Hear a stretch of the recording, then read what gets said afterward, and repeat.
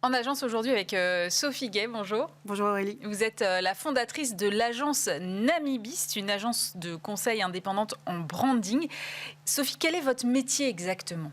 Alors c'est vrai que c'est difficile de le raconter, et si je le raconte à un enfant de 10 ans, je lui dis qu'en fait on crée des marques, des belles histoires de marques.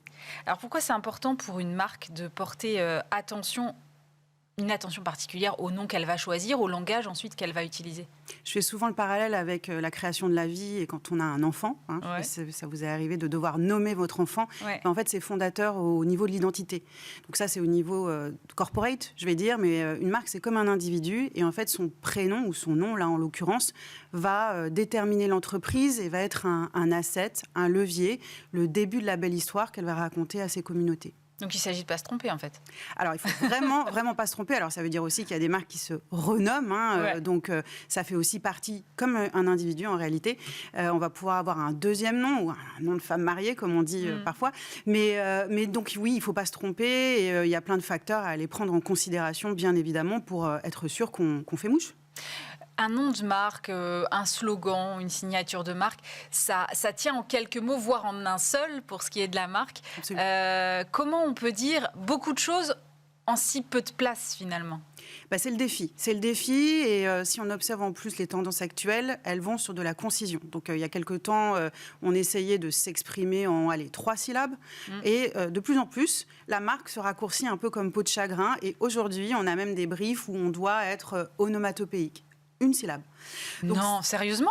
Sérieusement, mais bon, voilà, c'est des soies, challenging, des comme on dit. soches. Comment ? C'est challenging quand même. C'est très challenging parce qu'il faut dire quasiment une plateforme de marque ou voilà, plein de choses condensées, un peu comme dans un parfum très fort. Et on va essayer de tout faire rentrer en 3, 4, 5 lettres, 6 peut-être parfois. Et quand vous travaillez sur des briefs comme ça ? On fait intervenir des gens de différents horizons culturels. On fait intervenir des gens qui sont des concepteurs-rédacteurs, des planeurs stratégiques, des nameurs, des sémiologues. Et ces gens-là, de plein d'horizons culturels et linguistiques. Donc, ça peut être quelqu'un qui parle le mandarin, quelqu'un qui est italien, quelqu'un qui est américain. Et on va croiser des personnalités, des sensibilités, des langues pour arriver à justement ces précipités de sens. Alors souvent c'est quand même un travail qui n'est pas hyper lisible pour le grand public. J'ai regardé un peu dans le détail ce que vous avez fait, donc j'ai pris un exemple. D'accord. Vous avez travaillé pour Luncher, que vous avez rebrandé Swile. Oui. Alors Swile c'est en fait, mais moi je ne le savais pas, le M de Smile, qui devient le W de Work. Ouais. Ça, si on est profane comme moi qui découvre cette marque, je ne le sais pas. Est-ce qu'il faut systématiquement l'expliquer ou est-ce qu'un bon naming, finalement, ça fonctionne sans le storytelling qui va derrière ?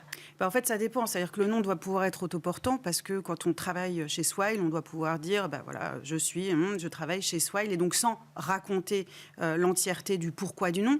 Mais nous, quand on crée le nom, on pense à tout ce qui va pouvoir être narré en fait derrière. Et là, en l'occurrence, c'était véritablement cette notion de « let's smile at work », puisqu'on est dans cette grande famille du future of work, où on se dit qu'on veut renouveler l'expérience collaborateur et fidéliser et augmenter le quotidien des salariés.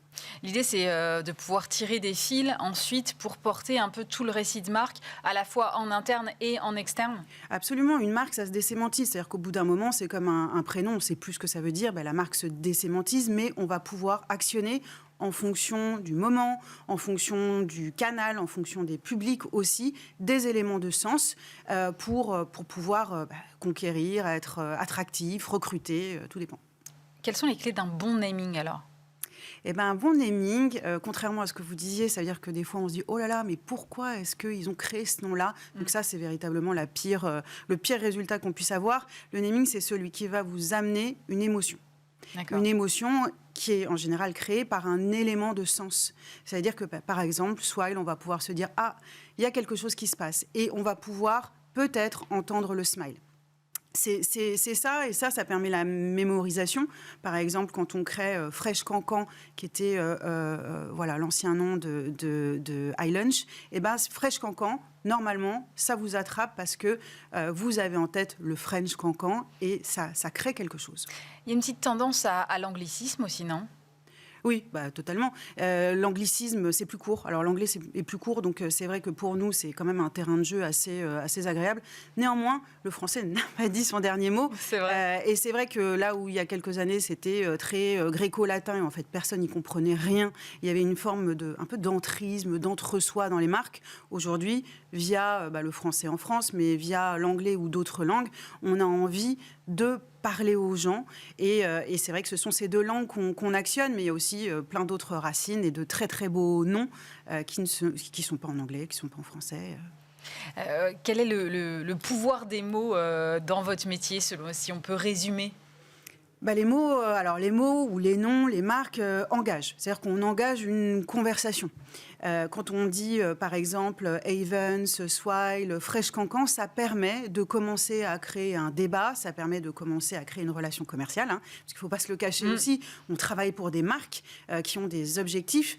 Donc c'est ça. Et ça permet de cristalliser aussi une vision du monde, des valeurs. Quand on passe de Pôle emploi à France Travail, par exemple, ça nous dit quelque chose de notre époque.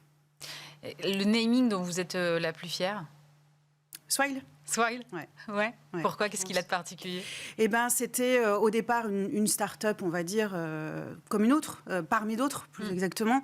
Et c'est vrai qu'ils sont passés d'un nom qui était totalement phagocytant sur le lunch, qui n'était pas prononçable, qui n'emmenait pas, à ce nom-là qui a été décliné. On parle de Swiler aujourd'hui, puis...